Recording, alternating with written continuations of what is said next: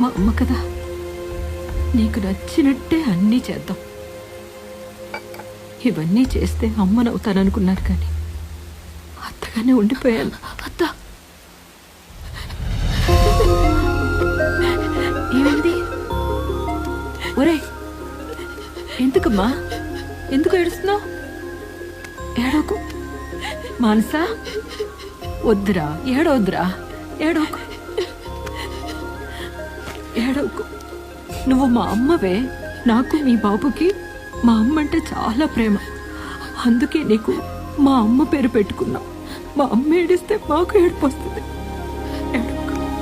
అత్త, నేను ఏడవకుండా ఉండాలంటే నిన్నొక్కటి అడుగుతా, ఇస్తావా? ఇస్తానే, చెప్పు. ఏదడిగినా ఇస్తావా? నువ్వు చెప్పవే, ఏడవకుండా చెప్పు తల్లి.